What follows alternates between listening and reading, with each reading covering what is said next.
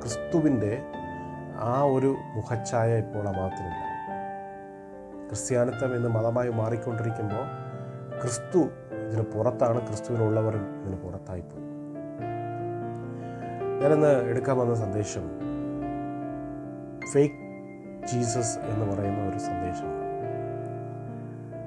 ഞാനത് പറയുമ്പോൾ ഒരുപാട് വിമർശനങ്ങൾ, പ്രശ്നങ്ങളൊക്കെ ഉണ്ടാകുമെന്ന് എനിക്കറിയാം. എനിക്കത് വിഷയമല്ല. സത്യം എപ്പോഴും ഒറ്റയ്ക്കായിരിക്കും. ആ സത്യത്തിലൂടെ ആരും കാണത്തില്ല. പക്ഷേ അത് സത്യമാണെന്ന് തെളിയുമ്പോൾ തെറ്റുപറ്റിയവരൊക്കെ ചുറ്റിക്കൂടും. നമ്മൾ യേശുക്രിസ്തു എന്ന ഒരു നാമം കേൾക്കുമ്പോൾ നമുക്ക് ആദ്യം തോന്നുന്നത് നമ്മൾ പഠിച്ച അറിവിൽ, നമ്മുടെ ചിന്തയിൽ, നമ്മുടെ സംസാരത്തിൽ, നമ്മുടെ അറിവുകളിൽ നമ്മൾ അല്ലെങ്കിൽ കണ്ട് മനസ്സിലാക്കിയ ഒരു പിക്ചറാണ് ഇപ്പോൾ യേശുക്രിസ്തു എന്ന പേര് പറയുമ്പോൾ നമുക്ക് ഓർമ്മ വരുന്നത്. അല്ലെങ്കിൽ ക്രൂശിക്കപ്പെട്ട ക്രിസ്തുവിനെ, ബെത്ലഹേമിൽ പിറന്ന ക്രിസ്തുവിനെയൊക്കെ നമുക്ക് പെട്ടെന്ന് ചിന്ത വരും. യഥാർത്ഥത്തിൽ അതൊരു ഫേക്കാണ്.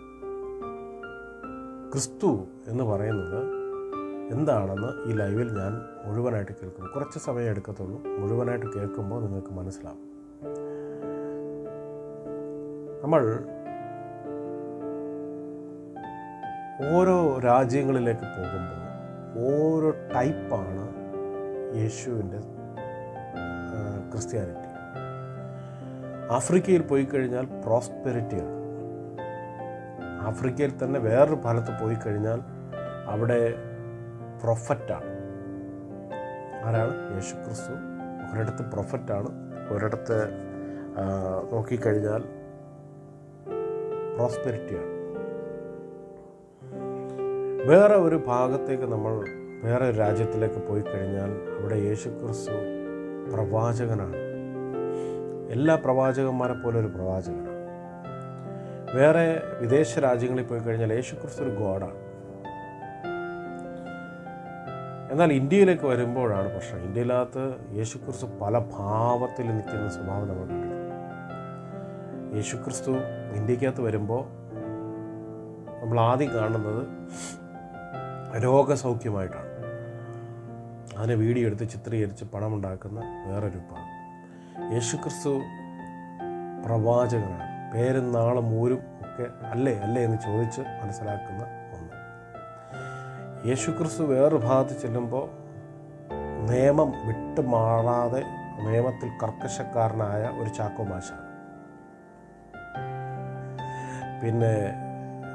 പിന്നെ യേശുക്രിസ്തു നമ്മൾ നോക്കിക്കഴിഞ്ഞാൽ പിന്നെ കാണുന്നത് ഇൻഡിപെൻഡൻ്റ് ചർച്ചുകളൊക്കെ നമ്മൾ നോക്കിക്കഴിഞ്ഞാൽ യേശുക്രിസ്തുവിനെ കാണുന്നത് ഭയങ്കരമായ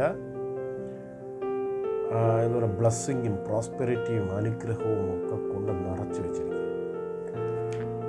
എന്നാൽ ഇതെല്ലാം ഫേക്ക് ജീസസ് ആണെന്ന് പൗലോസ് പണ്ട് പറഞ്ഞിട്ടുണ്ട്. ഞാൻ ആ അധ്യായം പലപ്പോഴായിട്ട് എടുത്തിട്ടുണ്ട്. എന്താണ് ക്രിസ്തു? എന്തിനാണ് പിതാവായ ദൈവം ക്രിസ്തുവിനെ നിങ്ങളുടെ ഉള്ളിൽ ഇമ്മേഴ്സ്ഡ് ആക്കിയത് എന്ന് ഈ ഒരു ലൈവിൽ ഞാൻ നിങ്ങൾക്കത് ബോധം വരുത്തി തരാൻ ആഗ്രഹിക്കുന്നു. 2 കൊരിന്ത്യർ ലേഖനം നമ്മൾ എടുക്കുമ്പോൾ അതിൻ്റെ 2 കൊരിന്ത്യർ ലേഖനത്തിൻ്റെ 11-ാമത്തെ അധ്യായം ഞാൻ പലപ്പോഴായിട്ട് എടുത്തിട്ടുള്ള ഒരു വേർഡാണ്. 2 കൊരിന്ത്യർ ലേഖനം 11-ന്റെ 3-ാമത്തെ വാക്യത്തിൽ, എന്നാൽ ഞാൻ വായിക്കാം, നിങ്ങളുടെ വേദപുസ്തകങ്ങളിൽ അങ്ങനെ തന്നെ ഒന്ന് വായിക്കണം. എന്നാൽ സർപ്പം ഹവ്വായെ ഉപായത്താൽ ചതിച്ചതുപോലെ നിങ്ങളുടെ മനസ്സ് ക്രിസ്തുവിനോടുള്ള ഏകാഗ്രതയും നിർമ്മലതയും വിട്ട് വഷളായി പോകുമ്പോൾ ഞാൻ ഭയപ്പെടും.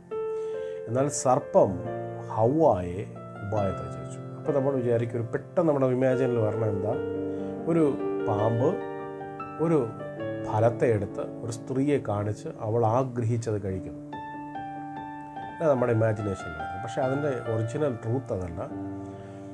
ദൈവം ഉണ്ടാക്കി വെച്ചിട്ടില്ലോ. അവർക്ക് ദൈവം ഒരിക്കലും സ്വാതന്ത്ര്യം കൊടുത്തിരുന്നു. ദൈവം സ്വാതന്ത്ര്യം കൊടുത്തെങ്കിൽ ഒരിക്കലും ആ ലോ ആയിട്ടുള്ള ഒരു വൃക്ഷം അവിടെ ഉണ്ടാക്കത്തില്ലായിരുന്നു.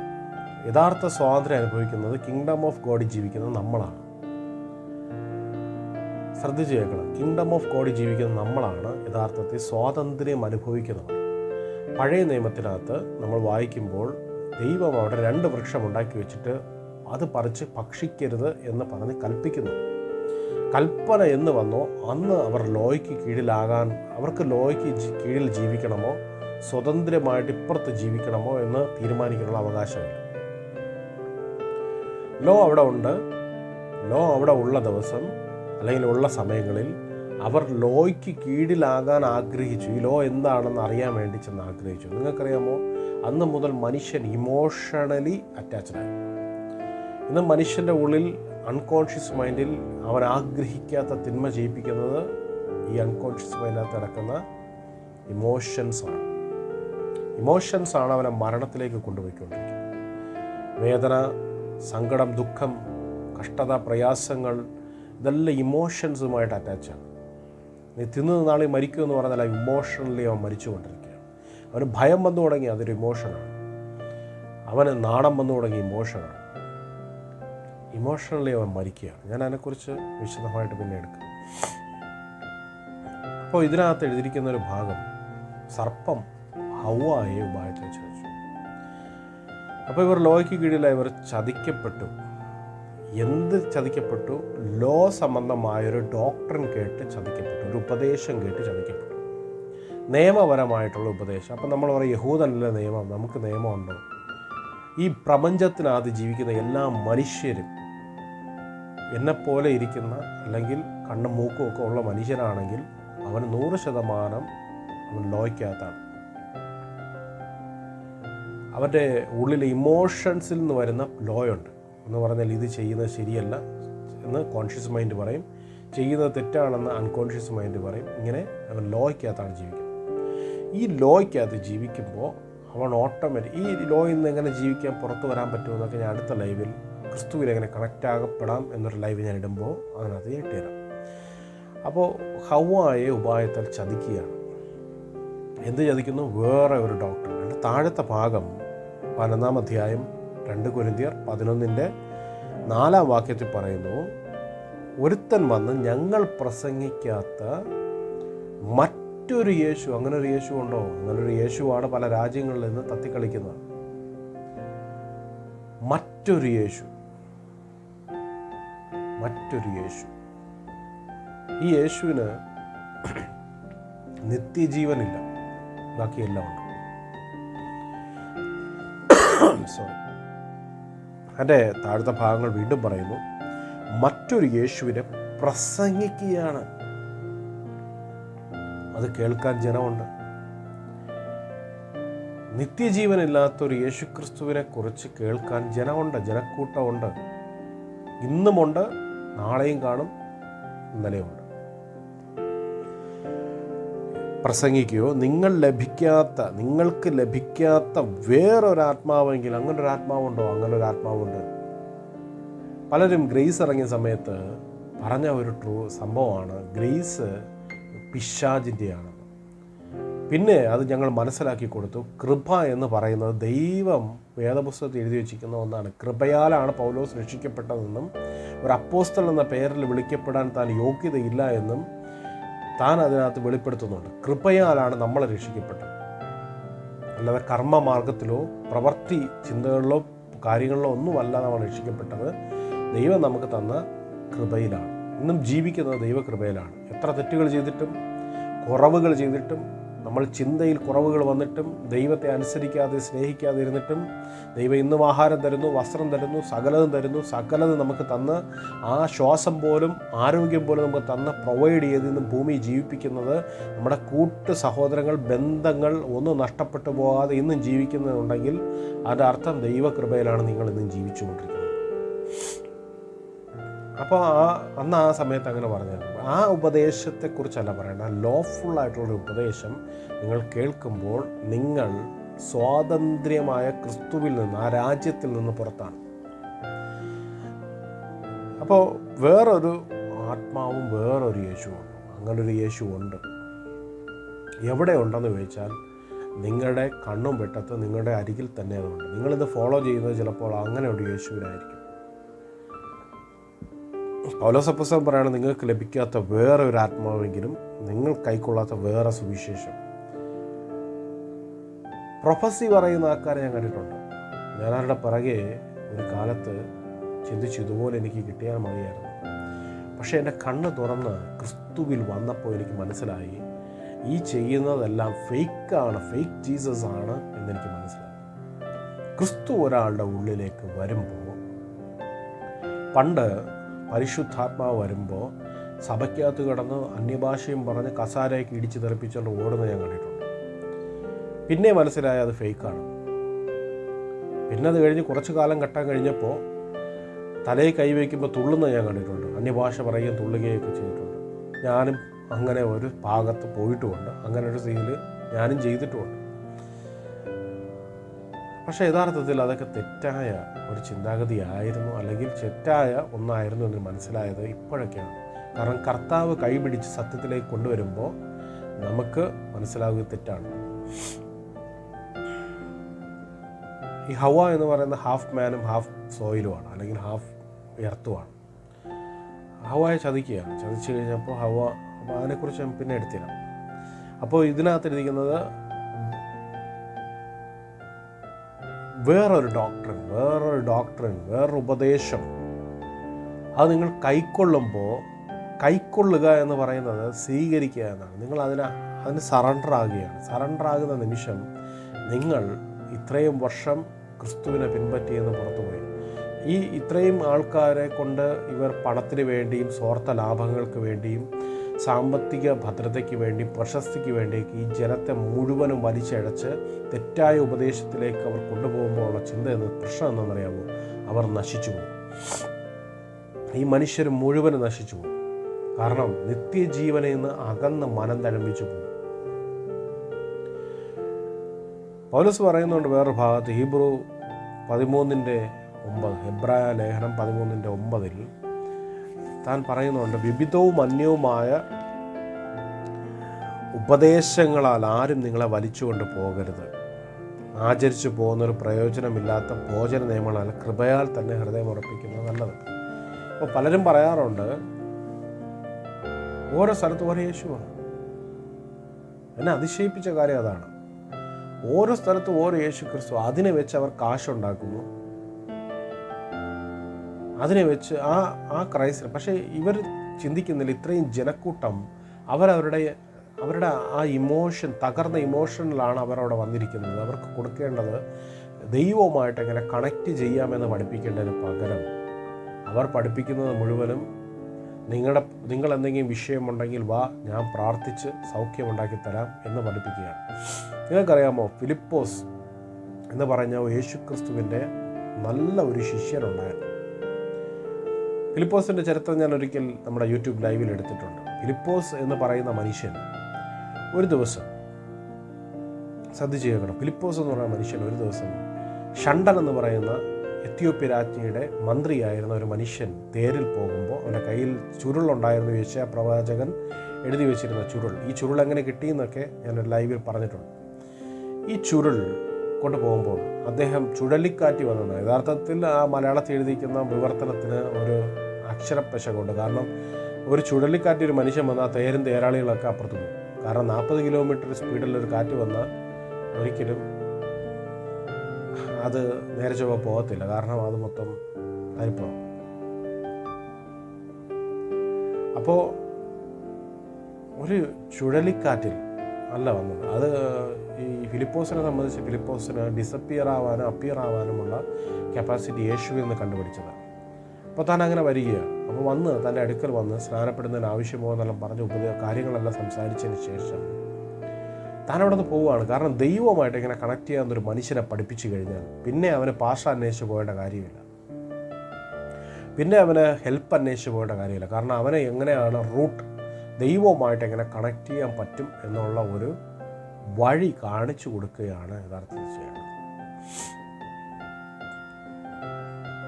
ഇവിടെ വേറൊരു ഉപദേശവും വേറൊരു സുവിശേഷവും വേറൊരു ആത്മാവും കൊണ്ട് തൃപ്തിയടയുന്നവരാണ് ക്രിസ്ത്യാനിറ്റിക്കകത്തുള്ളവർ. നിങ്ങൾക്കറിയാമോ, യേശു ക്രിസ്തു എന്ന മനോഹരമായ ഗിഫ്റ്റ് നിത്യജീവനാണ്. നിങ്ങളുടെ ജീവിതത്തിന് ആ നിത്യജീവനുണ്ടെങ്കിൽ നിങ്ങളുടെ ജീവിതത്തിനകത്ത് എവിടെയൊക്കെ മരണവാസനയുണ്ടോ അതെല്ലാം പുറത്തു പോകും. നിങ്ങൾ ജീവൻ്റെ സമൃദ്ധിയിൽ വളരും. നിങ്ങൾക്ക് എത്ര പ്രശ്നങ്ങൾ അടിച്ചാലും, നിങ്ങൾ എത്ര പ്രോബ്ലം നിങ്ങളുടെ ജീവിതത്തിൽ വന്നാലും, നിങ്ങൾ എറ്റേണൽ ലൈഫായ ക്രിസ്തുവിൻ്റെ സ്വയ ലൈഫിൽ നിങ്ങൾക്ക് ജീവിക്കാൻ പറ്റും. നിങ്ങളുടെ വാക്കുകൾക്ക് ജീവൻ്റെ പവറുണ്ടായിരിക്കും. ഈ ദൈവരാജ്യം എന്ന് പറയുന്നത് നീതിയും സമാധാനവും പരിശുദ്ധാത്മാവും സന്തോഷവും. നീതി എന്ന് പറയുന്നത് ഒരു മനുഷ്യന് വേണ്ട ഒന്നാണ്. സമാധാനം എന്ന് വേണ്ടത് മനുഷ്യന് വേണ്ട ഒന്നാണ്. പരിശുദ്ധാത്മാവ് സന്തോഷം എന്ന് പറയുന്നത് മനുഷ്യന് വേണ്ട ഒന്നാണ്. ഇത് മൂന്ന് മനുഷ്യരുടെ ഉള്ളിലാണ് ഈ ദൈവരാജ്യം വർക്കൗട്ടാകുന്നത്. ലോ ഉള്ളിടത്ത് ഇമോഷൻസ് വർക്കാവുന്നത് പോലെ മനുഷ്യ ശരീരത്തിനകത്ത് അല്ലെങ്കിൽ മനുഷ്യൻ്റെ ബോഡി ഇമോഷൻസിനെ പുറത്താക്കാൻ, അതിനെ ഇമോഷൻസിനെ കൺട്രോൾ ചെയ്യാൻ ദൈവരാജ്യം നമ്മുടെ ഉള്ളിലുണ്ട്. എത്ര പ്രോബ്ലം അടിച്ചാലും ആ രാജ്യം നമ്മളെ സംരക്ഷണം ചെയ്യുന്നതാണ് ദൈവരാജ്യത്തിൻ്റെ പർപ്പസ്. ഞാൻ ദൈവരാജ്യം എന്താണെന്ന് കൃത്യമായിട്ട് ഞാൻ ഇതിനുള്ള ലൈവുകളിലൊക്കെ എടുക്കും. ഇവിടെ എഴുതിയിരിക്കുന്നൊരു ഭാഗം ദൈവരാജ്യം എന്ന് പറയുന്ന ഭാഗത്ത് നിന്ന് നമ്മളെ ദൈവം ആ ഉപദേശങ്ങളും ആത്മാവും ഒക്കെ ഔട്ടാക്കുകയാണ്. യേശുക്രിസ്തുവിൻ്റെ ഒരു ഭാവം നമ്മൾ അടിക്കുമ്പോൾ അല്ലെങ്കിൽ ഒരു ഭാവത്തിലേക്ക് നമ്മൾ പോകുമ്പോൾ പൗലോസ് പറയുന്നത്, ഞാൻ ക്രിസ്തുവിന് വേണ്ടി കഷ്ട സഹിക്കാനാണ് വിളിച്ചിരിക്കുന്നത്. കഷ്ടതയുണ്ട്, പക്ഷേ സന്തോഷം, ആ സന്തോഷം, ആ ബ്ലെസ്സിങ്. ഇന്ന് നിങ്ങൾ ലോകത്തിലേക്ക് നോക്കിക്കഴിഞ്ഞാൽ സകല മനുഷ്യർക്കും ഞാൻ ഈ ഇടയ്ക്കൊരു വ്ളോഗ് കണ്ടു.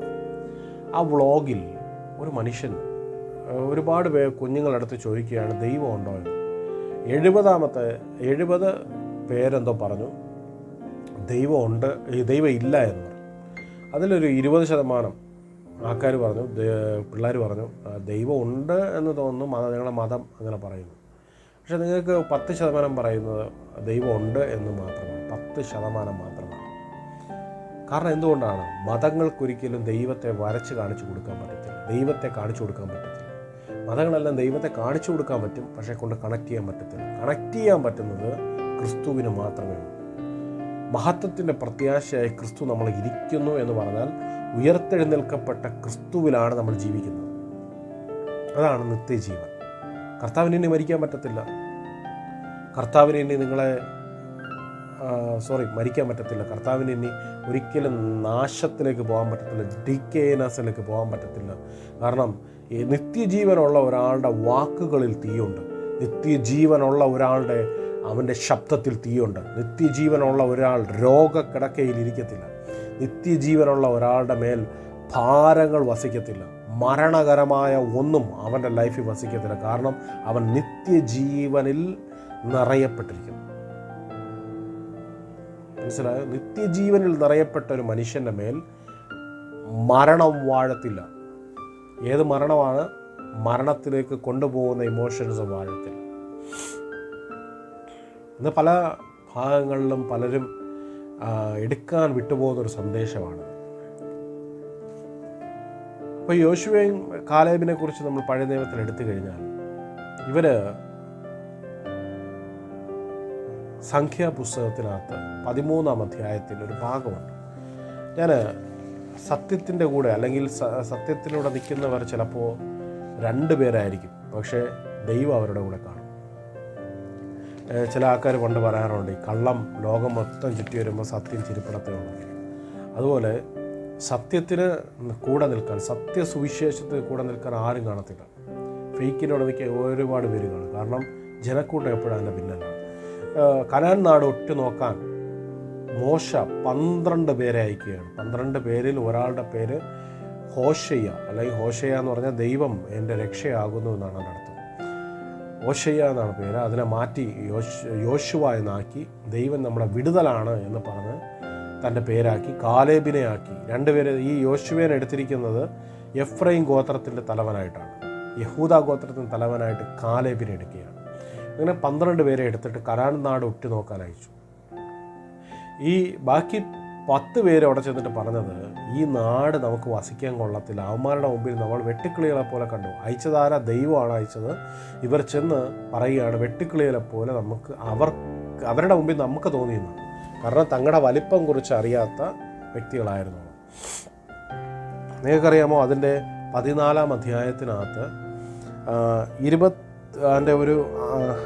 വാക്യത്തിൽ പറയുന്നു, ദേശത്തെ ഉറ്റുനോക്കിയവരിൽ നൂൻ്റെ മകനും യോശുവയുടെ യെഫുന്നയുടെ മകനും കാലേബും വസ്ത്രം കീറിയ. നമ്മൾ പെട്ടെന്ന് വായിച്ചു തീർക്കും. വസ്ത്രം കയറി, അവർ വസ്ത്രം കയറി. നിങ്ങൾക്കറിയാമോ, അവരവരുടെ ഐഡൻറ്റിറ്റിയാണ് വലിച്ചു കയറിയത്.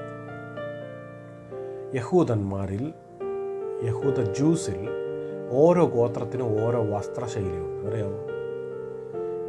യഹൂദനായ അല്ലെങ്കിൽ എഫ്രൈം ഗോത്രക്കാരനായ അവർ രണ്ടുപേരും തങ്ങളുടെ ഐഡൻറ്റിറ്റി വലിച്ചു കയറി. ഇനി ഞങ്ങൾക്ക് ഈ ഐഡൻറ്റിറ്റി തുടരാൻ പറ്റത്തില്ല, കാരണം ഞങ്ങൾ ഇവരുടെ കൂട്ടത്തിലുള്ളവരല്ല. നിങ്ങൾക്കറിയാമോ, 14:24 ദൈവവചനം പറയുന്നു, ദൈവ തിരുവെഴുത്തുകൾ പറയുന്നു, അവർ 24 പറയുന്നു, യോശുവയും കാലേബും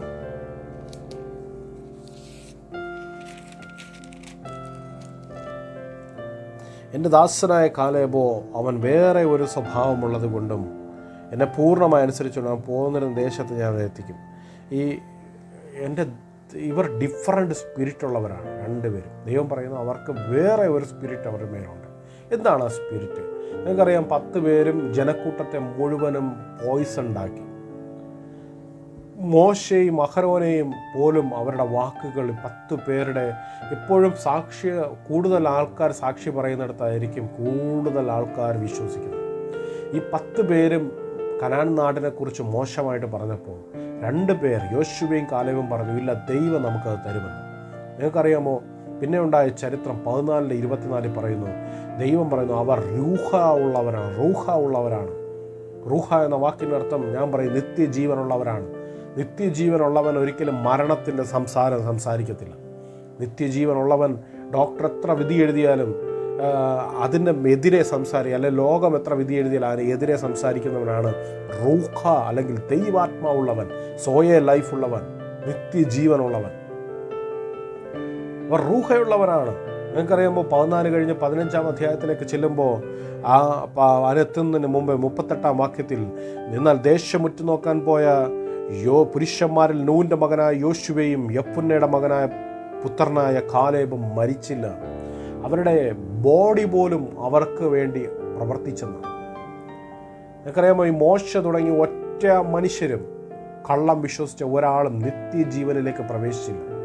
നിത്യജീവനുള്ള ഒരു മനുഷ്യൻ യോശുവയും കാലേബും ദൈവം പറഞ്ഞ വാക്കിനെ വിശ്വസിച്ച് ഐഡൻറ്റിറ്റി വലിച്ചു കീറിയപ്പോൾ അവർ ചെന്ന് പാർത്തത് ദൈവം പറഞ്ഞ വാക്തത്വത്തിനകത്താണ്. ഇത് നമ്മളെ ഒരു സന്ദേശം അറിയിക്കാനാണ് ഈ ചരിത്രം ഇവിടെ എഴുതി വെച്ചിരിക്കുന്നത്. ഇന്നത്തെ കാലത്ത് ഫേക്കിൻ്റെ പിന്നാലെ ആൾക്കാർ ഓടുന്നു, പ്രൊഫസി കേൾക്കാൻ, എൻ്റെ കാര്യങ്ങൾ കേൾക്കാനൊക്കെ ഓടുന്നു. ഞാൻ പറയട്ടെ, നിത്യജീവൻ ഇല്ലാതെ നിങ്ങൾ ചെന്ന് വീഴുന്നത് നിത്യമരണത്തിലേക്കാണ്. നിത്യമരണം എന്ന് പറഞ്ഞാൽ നിങ്ങൾക്കൊരിക്കലും പിന്നെ റിക്കവറായി വരാൻ പറ്റാത്ത ഡീപ്പ് സ്ലീപ്പിലേക്ക് അല്ലെങ്കിൽ പെരിഷബിളായിട്ട് പോകും. യേശുക്രിസ്തു ഒരിക്കൽ പറഞ്ഞു, ഒരു 2-3 പേർ മരിക്കുകയാണ്, അല്ലെങ്കിൽ മരിച്ച സമയത്ത് പറയുന്നു, അവർ ഇങ്ങനെ യെരൂശലേം ദേവാലയത്തിൽ നിന്ന് വീഴുന്നു, കൽപ്പന ചെയ്തപ്പോൾ മരിച്ചു എന്നൊക്കെ പറയുമ്പോൾ കർത്താവ് പറയുകയാണ്, അല്ലല്ല, അവരെപ്പോലെ നിങ്ങൾ മരിച്ചു പോകും, നശിച്ചു പോകും. അവരെപ്പോലെ നിങ്ങൾ നശിച്ചു പോകും. കാരണം നശിച്ചു പോകുക എന്ന് പറഞ്ഞാൽ പെരിഷബിളാണ്. റിക്കവർ ചെയ്യാൻ പറ്റാത്ത വണ്ണം നിങ്ങൾ നാശത്തിലേക്ക് പോകും. ഞാൻ മരിക്കത്തില്ലെന്ന് ഞാൻ പറയത്തില്ല, ഞാൻ മരിക്കും. എൻ്റെ ജഡം ഭൂമിയിലേക്ക് നാശമായി പോകും. പക്ഷേ എന്നെ ഒരിക്കലും എൻ്റെ ലൈഫിനെ ഡീക്കേ ചെയ്യാൻ പറ്റത്തില്ല. കാരണം എൻ്റെ ലൈഫ്, എൻ്റെ ഉള്ളിൽ കിടക്കുന്ന എറ്റേണൽ ലൈഫ്, നിത്യജീവനെ ഒരിക്കലും ദൈവം ഡീക്കേ ചെയ്യാൻ അനുവദിക്കത്തില്ല. പിതാവും പുത്രനും പരിശുദ്ധാത്മാവ് എവിടെയെന്ന് ചോദിച്ചാൽ, പിതാവും പുത്രനും പരിശുദ്ധാത്മാവ് യേശു ക്രിസ്തുവിൻ്റെ ബോഡിക്കകത്താണ്. അതുകൊണ്ടാണ് ആ യേശു ക്രിസ്തുവിൻ്റെ ബോഡി റിസ്ട്രക്റ്റ് ചെയ്തിട്ട് നമ്മുടെ ഉള്ളിൽ പാർക്കുന്നത്. കാൽവറി ക്രൂശിൻ്റെ കൊലത്തളത്തിൽ നിന്ന് നേരെ എടുത്തു കൊണ്ടുവന്ന ഒരു ഗബദ എന്ന കൽത്തളത്തിനകത്ത് വെച്ച് അടിച്ചിട്ട് നേരെ കാൽവറി ക്രൂശിൽ കൊണ്ടുപോയി അവിടെ നേരെ മരിച്ചുപോയ ആ ജഡശരീരത്തെ കൊണ്ടുവന്ന ഒരു കല്ലറയിൽ അരിമത്തിക്കാരെ യോസഫ് അടക്കിയെങ്കിൽ 2-3 ദിവസങ്ങൾ കഴിഞ്ഞപ്പോൾ അതിനകത്ത് പിതാവും പുത്രനും പരിശുദ്ധാത്മാവ് എന്ന ഏക ശരീരം അതിനകത്ത് സന്നിവേശിച്ച് ആ പിതാവായ ദൈവം, പുത്രനായ ദൈവം, പരിശുദ്ധാത്മാവ് ഏകത്വമുള്ള ദൈവം എന്ന പേരിൽ നിൽക്കുന്ന ആ മഹത്വം ആ ബോഡിയെ ഉയർപ്പിച്ചെങ്കിൽ അതൊരു ദൃഷ്ടാന്തമാണ്. നിങ്ങളുടെ ശരീരത്തെ ഉയർപ്പിക്കാൻ പിതാവും പുത്രനും പരിശുദ്ധാത്മാവും നിങ്ങളുടെ ഉള്ളിലുണ്ട് എന്നുള്ള ദൃഷ്ടാന്തം.